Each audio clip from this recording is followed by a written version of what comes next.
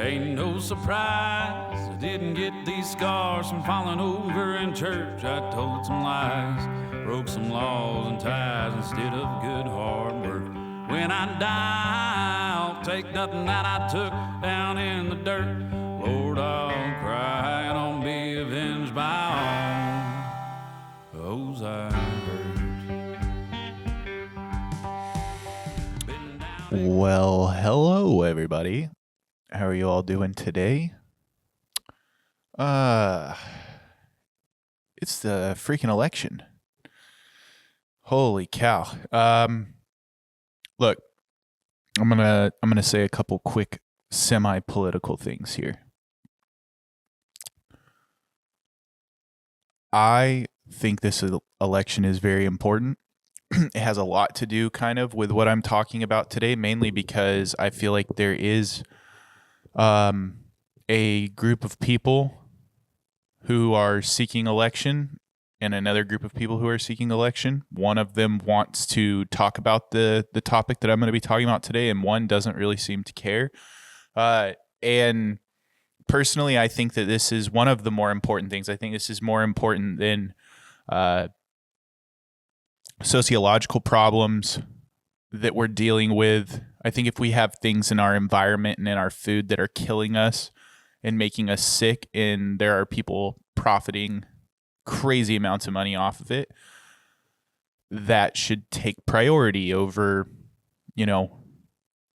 other political things. And I don't want to get into this because I don't want this to be like an episode where it gets into like a pecking order on what's the most important issue for our economy or for our people or for this or that, whatever area of politics you want to talk about. I'm just mainly talking about our food, the things that we eat, the things that are in our environments because of certain policies that have been allowed to happen within certain parts of our government. And the reason I'm being so vague right now is because I'm going to talk about all of it. But it is really important because, and I will tell you this, I was an RFK person. I really wanted RFK to get more recognition for what he was talking about than what he did. And unfortunately, there was a lot of bad things said about him, and he's now backed a candidate that I won't get into anything necessarily about whether I like him or don't, but I like RFK a lot. I really do. And I trust his vision when it comes to these things. So today's topic is detoxes, cleanses, but specifically toxins, things that, like, why do detoxes and cleanses even exist? It's because of all the toxic shit that we're putting into our bodies on a daily basis via the food that we eat, the drinks that we drink, as well as the chemicals that we apply to our skin via soaps, lotions, clothing. They all have different things. And is that, having a significant impact on our physical health, our mental health, our sexual health? I believe it is. And there is a group of people running for office that RFK has aligned with, and I really want to see RFK get some stuff done here. And I think it's really important that people listen to the things that he has to say about it, regardless of if that particular group of people win or not. Like, these issues are still important to me, and I hope the best for whoever wins the presidency. I want the best for our country. So I hope whoever wins really is in it for the people and not for themselves. That's really always the hope. Which is why I was such a big fan and still am such a big fan of Mr. Robert F. Kennedy Jr. His information made a lot of this stuff public that was very obvious, but for some reason just wasn't talked about. So the first thing when it comes to any of this stuff is that there seems to be a conversation strictly about what we can do for ourselves rather than what we need to do like as a whole. Like, there's all these detoxes and cleanses and growing number of products and hacks that I see pop up online. Like, when you're in the health industry, everyone wants to market something to you. So you start getting this crazy SEO attachment to your name of all this health stuff. So anytime you're on a website, all the ads are health this, health that.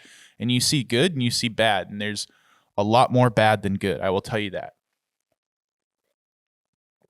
But like, there's anyone selling you an oil, a pill, a drink, a shake, a regiment other than diet and exercise is lying to you. Like there isn't anything yet that we have found that doesn't do more damage in other areas of your body that can bypass this system. Like, at the end of the day, looking good and feeling good is 100% a meritocracy. How hard you work is what you get. But it really, what really led me down this path is years ago when I first started my diet, I got red pilled on low carb. I started really thinking to myself, like, how could me eating 3 cheeseburgers with just the bun, without the bun, just the meat and the cheese, somehow be better for me than just eating 1 cheeseburger with the bun? Because it was like that's what it had turned into was, well, then you would say, well, you're only supposed to eat 1 cheeseburger without the bun. You know what, dude? I'm a big guy. So like I was saying, I just had kind of that thought initially of, this doesn't seem better than that. And if that's what I'm replacing this with, then I'm not really doing myself a favor, even if I might lose weight. So that's what really got me into looking into all these diets and trying to figure out what is good, what is bad. And then eventually leading to me doing a juice fast. And me doing the juice fast had nothing to do with a cleanse, because a lot of people talk about juice cleanses. No, I just did a fast, and I only gave myself liquid nutrition, and the medium in which I chose to get that liquid nutrition was through fresh, whole vegetable and fruit juice that I would make for myself every day. There is a difference between me doing a juice fast, where I'm just not giving myself food, but I'm still giving myself a small amount of nutrition via that, and me thinking that I'm going to drink this and somehow my body's going to be cleansed of whatever clog is in there that's like locking up my system. Like there's people selling stuff like that, a lot of stuff like that. And the first thing that when I lead to that is, well, first, what are we trying to clear out of our system? Like, if these detoxes are meant to detox, well, what are they meant to detox? There's people selling liver detoxes and this detox and that detox and heavy metal detox and social media detox and whatever it is. There's so many toxins out there. So let's just start and establish a set of terms and definitions that we can work by, as far as so that you, the listener, and me are all playing the same game here by the same set of rules, that I'm not trying to sneak anything over on you. I'm not trying to lie. I'm not trying to do anything that could be misconstrued as misinformation, so the old thought police doesn't come after me. And truth is, it's like, not that I even am relevant in any way to a organization that would want to censor thought. My voice doesn't get out there enough. So I can pretty much say whatever the heck I want. It's kind of nice still. So I'm going to start with toxins. So if I'm looking at toxins here, I'm going to start with let's start with what our government is labeling as toxins. So according to the EPA, or the Environmental Protection Agency, a list of toxic materials that we could be exposed to on a regularly, or at least most common basis. So these are toxins that the EPA has put out information, because these are pretty common. These are things that Americans run into on a regular basis, or at least if they're running into a toxin, it's more than likely one of these. And I'm going to go in not necessarily in alphabetical order, but some sort of kind of order here. Some of these I'm going to brush over. Some of these I'm going to give it some way, way more detail. And I'm going to try not to just read this directly, because a lot of this I don't have memorized. I have this like categorized, I guess. So I have the general idea in my head, but not the specifics. And that's why I have to take notes. So looking at this here, asbestos is the first place to start. It's a mineral fiber. So one thing I thought was asbestos. For some reason, I thought it was, I don't know what I thought it was. For some reason, I thought it was like a bacteria or like a mold, but it's actually a mineral fiber that occurs in rock and soil. It's naturally occurring. It was something that we harvested and used in like drywall or plaster, home construction, insulation, and things like that, because it was fire retardant. But you'll see those things like asbestos and mesothelioma. Yeah, that's that stuff. And like you can just run into it. It's kind of like a fiberglass like material if you look at it. It's got these really thin, wispy, wavy kind of attachments, spider webbing in a way.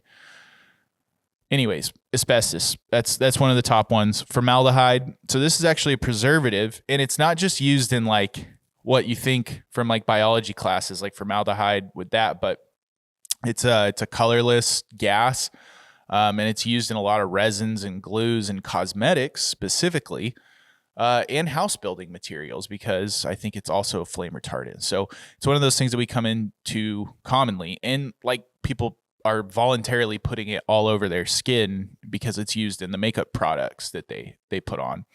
As far as like hazardous, toxic air pollutants, I'm going to categorize that all into one group with those.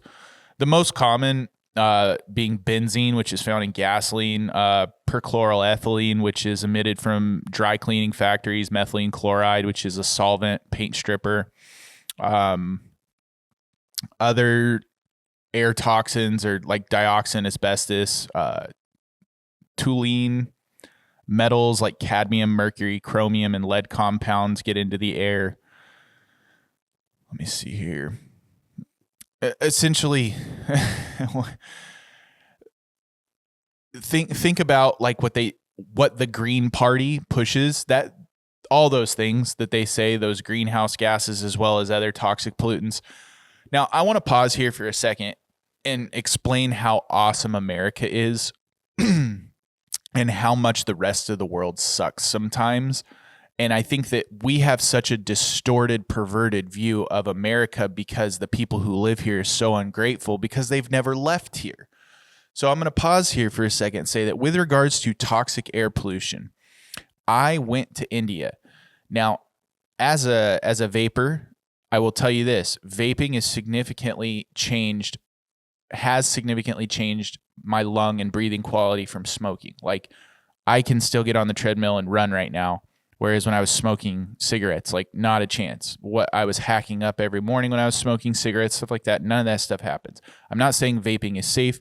What I'm saying is that I have anecdotally significantly seen an positive impact in my respiratory function, as well as the results that I see, not just subjectively, but objectively when I've gone to the doctor and they've done scans and done breathing tests and oxygen saturation, significantly better than what it was when I was smoking. So put a linchpin in that.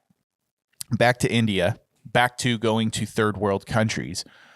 The pollution in those places is so ridiculous compared to here. It's absurd.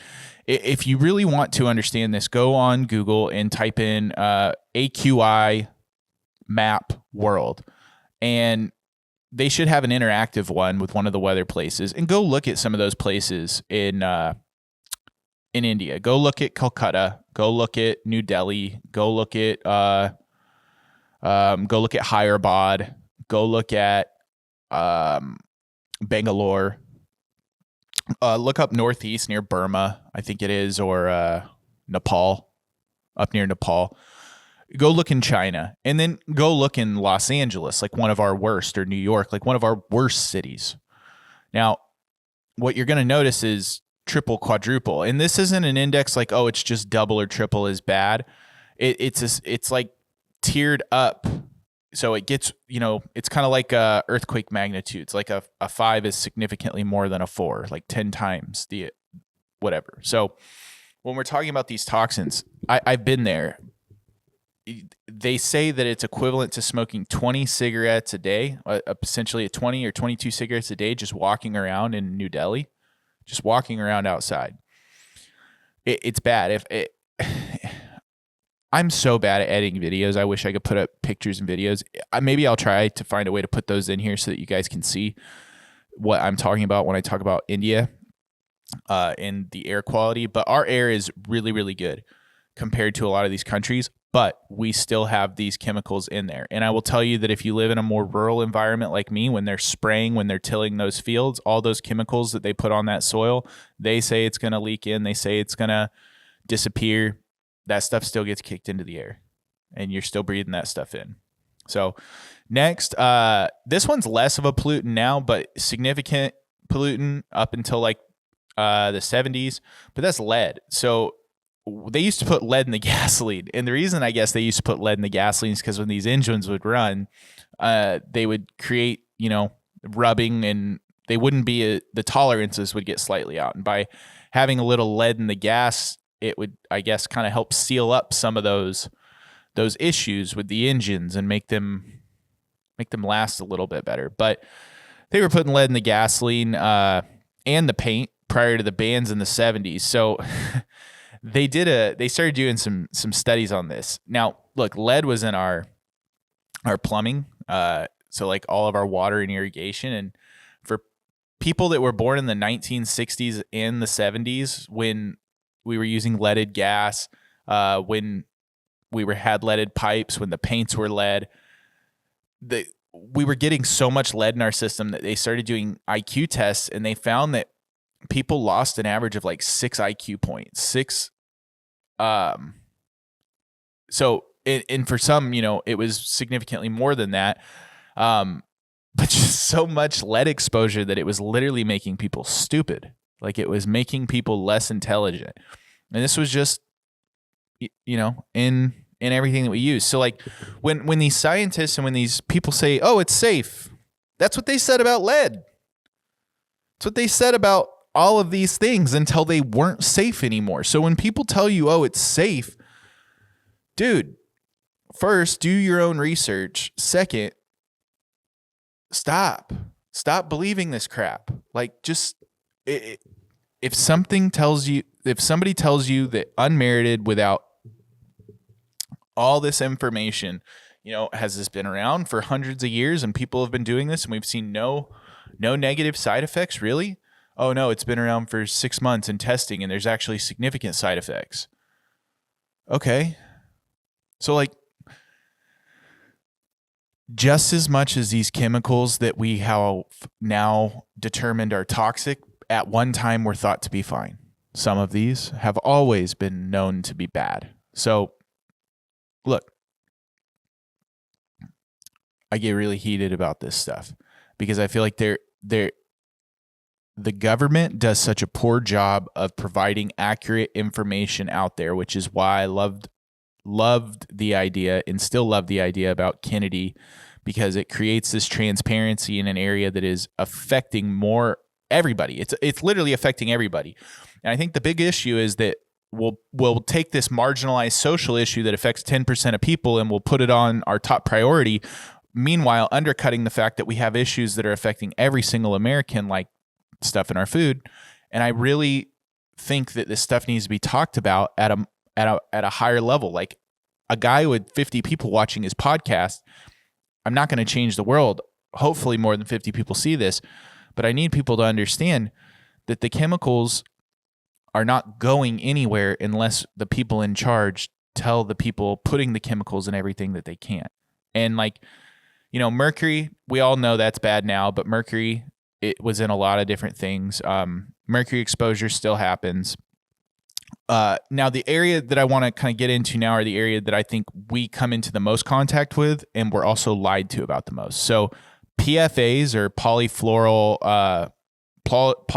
alkyl substances, they're man-made substances. They're not naturally occurring. It's waterproofing stuff. Like anything that you have that is waterproof, that doesn't include grease, that is made from, actually, no, grease would be in this.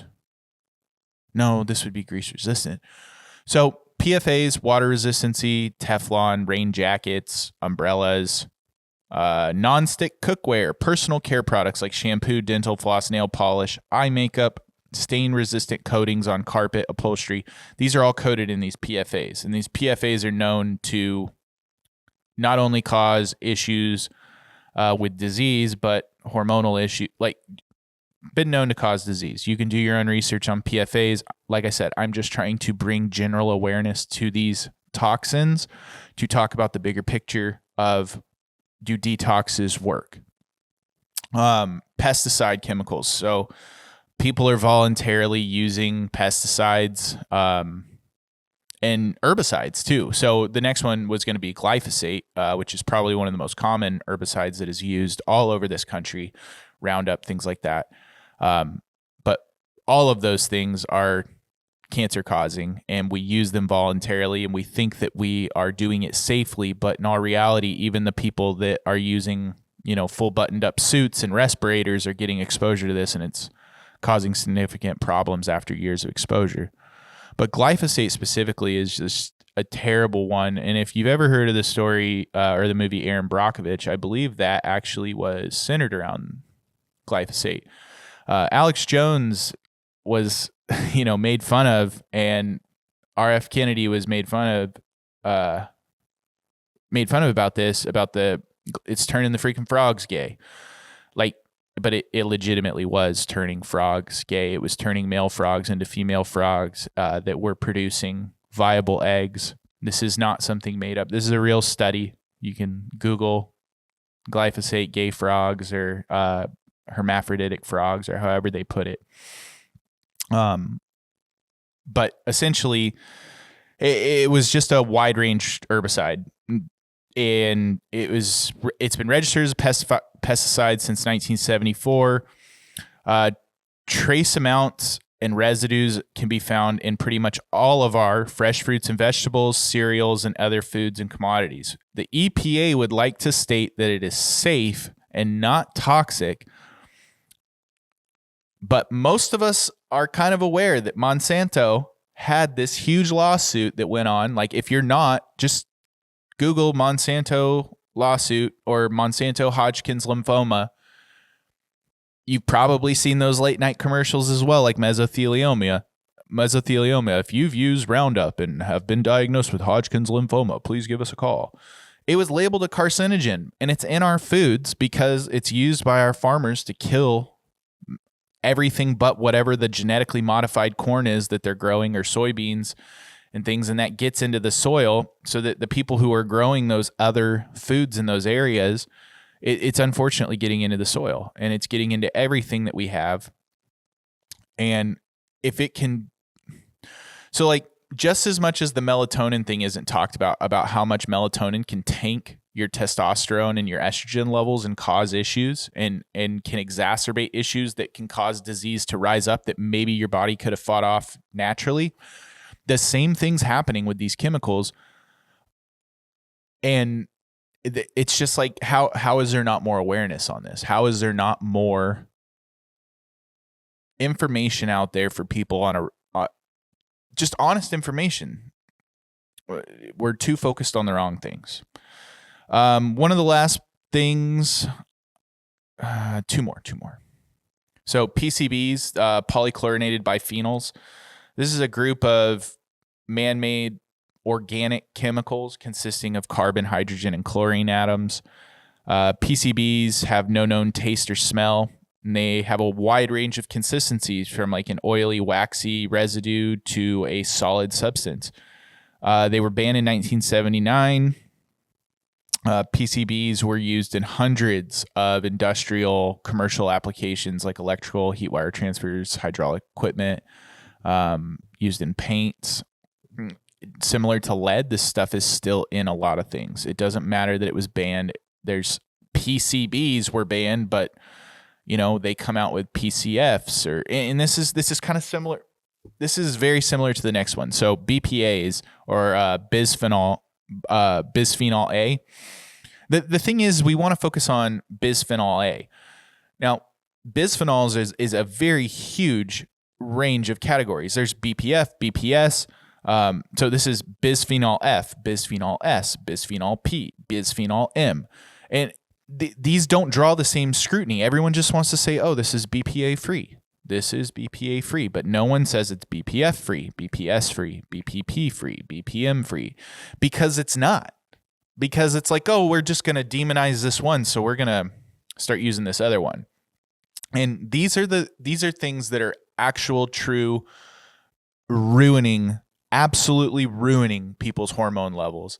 You notice I'm using a glass thing here. So something that when we found this out, Megan and I, we made a concerted effort to get rid of a lot of the plastic stuff that we were using in the house, because while we still definitely are exposed to a lot of other things, considering that I had hormone issues and Megan just had a kid and we're raising a little kid, we were just thinking, let's clear up what we can, just little things that are easy. So we bought a bunch of glass stuff and we switched over to glass things, because plastics, pretty much all plastics are formed with some form of BPA, BPF, extended atomon. Now, bisphenols are important to note because it's a group of chemicals called xenoestrogens, and xenoestrogens they have hormone-like properties. So xenoestrogens is kind of like that whole thing with soy, that soy causes you to grow tits if you're a guy. It gives you bitch tits. Well, not necessarily, but there is xenoestrogens or properties in soy that are similar. So they can imitate estrogen in males and females, and they can contain other harmful substances called phthalates and microplastic exposure, phthalate exposure. Now, I'm totally blanking on this lady's name, so let me see here. Joe Rogan phthalates. Dr. Shauna Swan. Yes, I believe it was Shauna Swan was on, and she was talking all about phthalates. That was one of the first exposures. Okay, hold on here. Shauna Swan. So Swan kind of exposed this stuff on a national level, and it gained a little bit more recognition, but this is something that's been talked about for a long time, because BPA, the people who were using BPA and now they say, oh, we don't use BPA. They're still using these other chemicals, and they know these other chemicals have the same effects, but they just haven't been demonized yet the same way that they need to be. The same way that we have treated lead and mercury and, all these other chemicals. Like, if it causes disease and death on a more frequent basis, there needs to be some sort of establishment here on this, rather than us selling these gimmicky shakes and detoxes for people. There needs to be a concerted effort. And what I will tell you is that if you're, and look, it's not to knock Eastern medicine. It's not to knock homeopathic medicine. But what I'm telling you is that your body has the ability to get rid of this stuff on its own, as long as your exposure to this is not LD50, essentially. And LD50 would be the lethal dose that would kill 50% of our population. So an estimated dose that would kill off half of our population, they consider that its lethal dose, and that becomes the LD50. So obviously these chemicals are not LD50 levels in our society, but if they're cutting 5, 10, 20 years off people's lives, if people are having significant hormone issues that is affecting their mental health for their entire life, it's like, just because it doesn't kill you instantly or within a week or a year doesn't mean it's not bad. Just because it has an effect that might take 20 years, like, we want to say it's not unhealthy, but I don't think that is fair to the people. I don't think that's fair to the children and whatnot. And I think that we now have the technology to determine if a lot of these things are as bad as they seem, and there needs to be a cleanup. There needs to be a cleanup in what's allowed in our food. There needs to be a cleanup of what's allowed into products in general that we are allowed to consume and use. Is there a buildup of these toxic chemicals in our body that we are exposed to, and if there are, rather than us cleansing with a diet or taking a pill or some beverage concoction, like first, can we start by trying to get rid of as much of that stuff as possible? So now that I got my soapbox out of the way and I talked a lot of shit, I'm going to talk some more shit. So celebrities piss me off quite a bit with this stuff. So I remember probably 4 or 5 years ago, one of the Kardashian sisters posting a picture of like, I'm drinking celery juice because, it's going to cleanse my toxins. And then I can remember seeing people selling this idea of like cayenne, lemon, and honey water and celery juice. These are common ones, drinking 30 to 60 ounces of these, and they're going to clear your body of all these toxic chemicals in there, and it's going to clear up things, and you're going to start to lose weight, and blah, blah, blah, blah. GI diseases, things like that. Look, I'm not saying that these things cannot have benefits to them, but a lot of this stuff is going to clear up and resolve regardless if you just change the way that you ate and lived. A lot of this is environmental. It's what you're choosing to put into your body. And your body does a pretty good job of cleaning itself in the first place. So before you go out and you look for a cleanse, just start by giving your body the correct fuel and let it clean itself. We have a liver. We have kidneys. Their only functions are to clean. Their only functions are to clean, whether it be cleaning our body's fluids or cleaning our body's blood. And the reason that those things are separate is, you've got your liver, which is going to do a majority of your blood cleaning. You got your kidneys, which is going to filter and clean as much of the liquids, the other liquids, the intracellular and intercellular liquids that are being excreted and moved around and transported, all around your body by your blood. It's an interactive system between those two things working to keep your body clean. And they do a pretty good job in most people of cleaning out the things. Now, in young kids who do not have a fully developed system, exposure to toxic metals can be really harmful. There's a reason that, they don't want kids to eat certain things until they're at a certain age because they may not be developed enough to handle those. But we're talking about full-grown adults here. So I want to start with these kind of in a couple of little things. So GI and intestinal cleanses, I'm just going to lump all those in. Teas, powders, colon broom, ballerina tea, smooth move. People believe that you build up toxins in your gut and you build up all these things in there. Now, if you did, you should go to a doctor. You should give them a stool sample. You should get that stuff checked and see if there actually is something wrong. I'm not saying that you always have to go to a doctor to find out what's wrong with you. You may be capable of it. But if you don't have the advanced diagnostic equipment to check and see if your poop has proper levels of microflora in it and that the bacteria that are in there are good bacteria, then all you might be doing is adding fuel to a fire when you do something like that. You have no idea what you're doing to your system.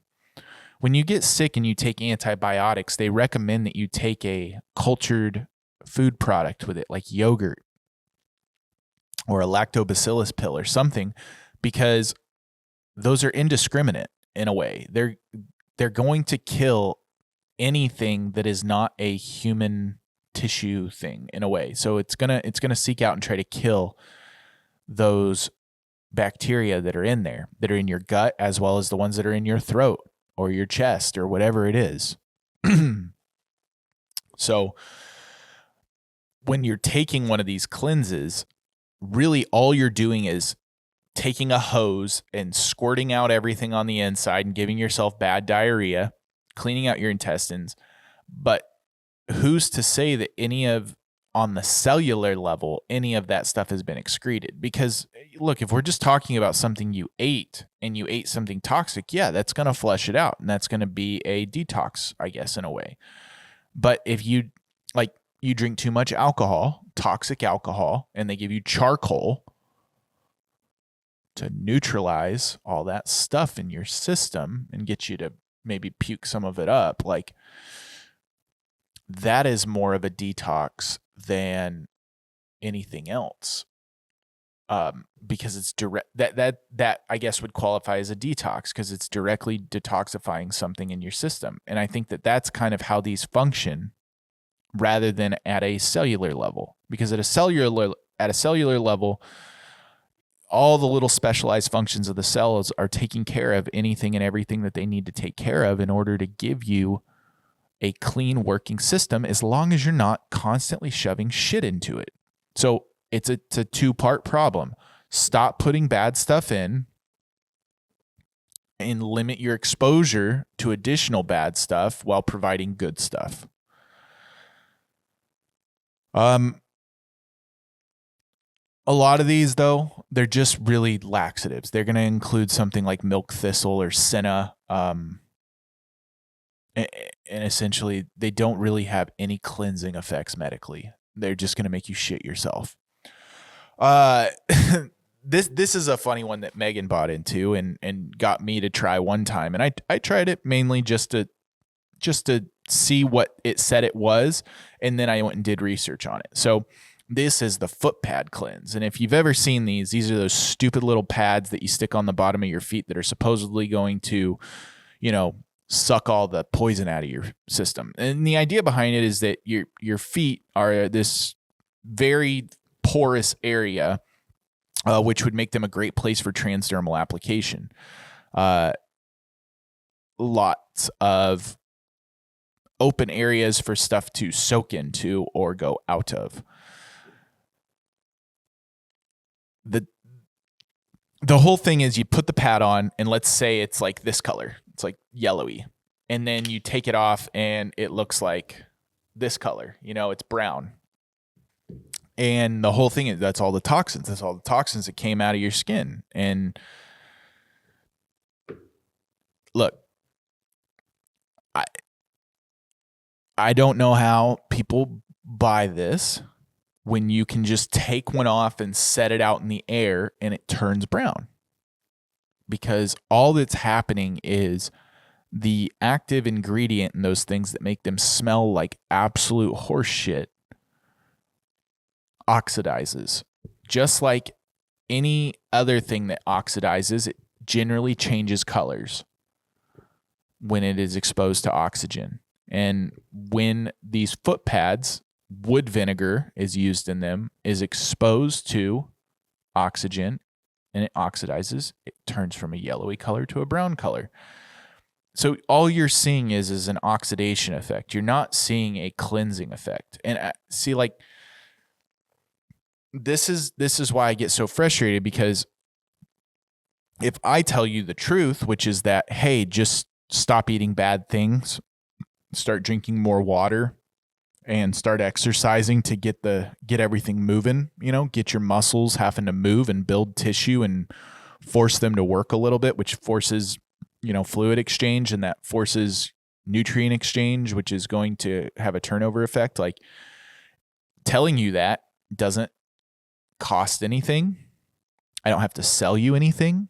You don't have to become my client. So a lot of people won't tell you that because they can't make any money off you. And then in addition to the fact that they can't make money off you in the short term, they're not going to make any money off you in the long term, because you're going to go ahead and just handle this problem yourself.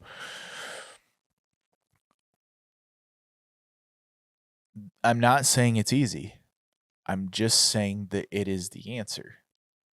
And not every answer is easy. Like, not every answer is easy.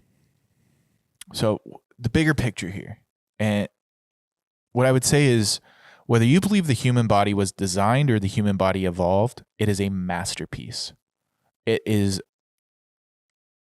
extremely well designed, or extremely well developed, however you want to put it. I'm going to say it was extremely well designed. And it has a lot of checks and balances. It has a lot of built-in programs in a way that are meant to protect it from foreign bodies and foreign substances. It is not perfect. It is not impervious. And our exposure to chemicals is pretty common. And it's pretty constant, but it's fairly minimal. And the body at a basic level does a pretty good job of clearing this low, constant amount without a whole lot of medical intervention. It does a pretty good job for most people. So like if you are not most people, and maybe you work on a farm or you work around consistent chemicals, you should be getting regular blood tests done to determine if the exposure is causing impact to your system or is having a negative effect over time. The body is constantly cleaning itself, just like the body is constantly turning over new cells. And occasionally it turns over a bad cell. And that cell is a cancer cell. But let's say that cancer cell is eaten up by, the cells around it very quickly, because our body goes through a process called autophagy, where it's trying to get rid of bad cells and replace them with new cells. And it's doing that during our sleep. And next week, I kind of want to talk more about sleep, because this kind of leads us into sleep and how important sleep is for everything. Because just on a toxin exposure level, sleep plays a significant impact in how well our body is detoxifying itself, because that autophagy cycle, which goes on during REM sleep, typically that second half of sleep. And I'll get into, first half of sleep, second half of sleep, mental recovery, physical recovery kind of stuff. But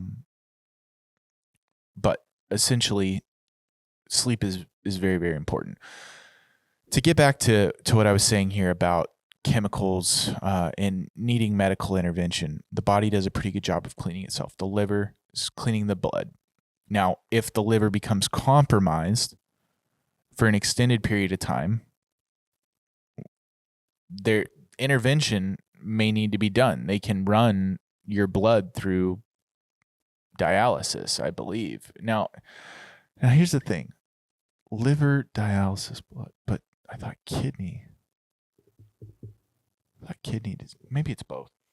Regardless, they have methods for cleaning the blood. I had a great aunt who had issues, and she had to go in for years to go in and have dialysis done a couple of times a week. Essentially, they put a port in your arm, they drain all your blood while simultaneously adding it back to your system.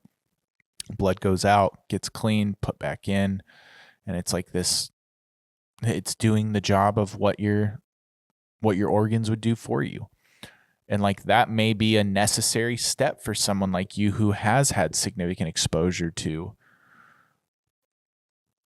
chemicals over time. Like, I'm not trying to take it to that most extreme place, and it's more than likely not that for you or for anybody that you know. But what I'm saying is the body produces antihistamines. The body has built-in organisms for cleaning itself and protecting itself. So to think that you're somehow going to make a significant impact by taking a drink every morning, like, it may over time impact the way that you feel, but at the same time, unless you're not cleaning anything out, is what I'm saying. Like, not necessarily. You could be. I don't want to say not. I don't want to shut a door on anything, but I will say more than likely the cleanses and the things that you are buying and taking are not having a significant impact. I would say that most of the time detoxes and cleanses are a scam. I think that fasting and sleeping are probably the two best things that you can do for your system. And I will get more into why I say fasting specifically when I talk more about fasting and talk a little bit more about circadian rhythms and what we have found out about having a cycle to the way that our body operates, and operating within that cycle, providing significantly better impact. But next week, I would like to talk more about sleep, and sleep will kind of lead into that circadian rhythm stuff. So, big things here. You are exposed to toxic substances on a consistent basis. It's constant. It's minimal for the most part, depending on where you live. In order to combat that, you can minimize as much of the additional stuff that you are exposed to. You can cut out plastic. You can use filtered water that gets rid of the fluoride. You can avoid putting things into your body and putting on, unnatural chemical-filled ointments, lotions, soaps. They make a great app. I don't remember the name of it. Let me see here before we exit this. App that tells you if products are toxic. Yuka. Yuka. Yuka app. And it's a food and cosmetic scanner that my wife uses. And essentially you can scan any product and it will give you a list of what is in it, additives, chemicals, and you can either, and it'll give it a rating on if it's a good product or a bad product. You can do whatever you want with that. This is their opinion based on subjective and objective information that they have.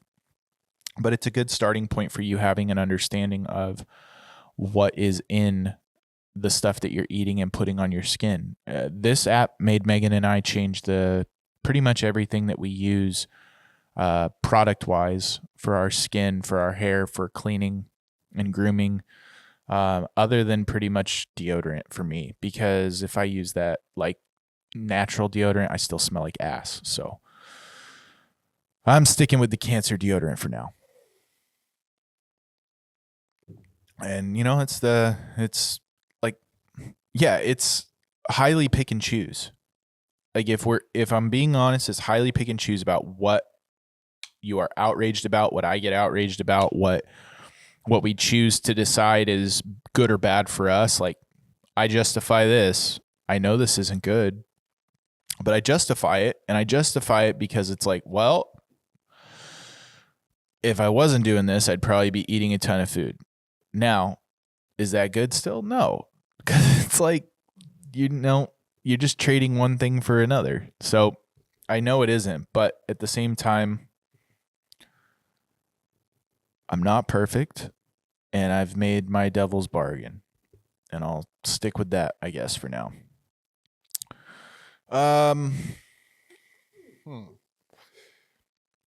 If you're still around, there are some things that I would like to talk about at some point again that are not health related, stuff that's really been on my mind and just messing with me. And a lot of it is related to like religion and spirituality stuff. God in general. Like, I keep having this question pop up of, how do I know God is God? Just because God tells us they're God doesn't mean necessarily that they're God. Like, how do you distinguish someone who appears to be God from God if you don't have the means of communicating with that being and determining that for yourself? And that question is just really kind of sprung from this idea of, if there are other things living out there in the universe, what's other than us being more enlightened now and thinking that we would never fall for something like that? I think a lot of people in the world have pushed a lot of that stuff away. But just that idea of how do we know God is God? Like, how do you know that is God who is doing all these things? If you believe in it or don't believe in it. And then if God is God, how do we know God is good? Other than God telling us that God is good, and then by the evidence that we see that we would then attribute to being God. And I think that a lot of the time when we talk about stuff like that, there are people who take that perspective of like, well, it's not God who's doing the bad things, it's the people. And I always ask them, like, well, if I make cigarettes and they're bad, is the cigarette bad, or is the company who's knowingly making the cigarette bad? Like the cigarette is just an object. It just exists. It just does what it was designed to do. But the person who made the object, do they hold any responsibility on whether it is good or bad? So just those questions, I'm going to leave you with those because I've been thinking about them, and I would love to know your response to them, because I would love to not necessarily respond and like try to knock you down on it or anything, but just I would love to leave that out there. And if it's something that a guest wants to talk about, then I would love to have you on. Send me a message. In the meantime, get out there and vote, people.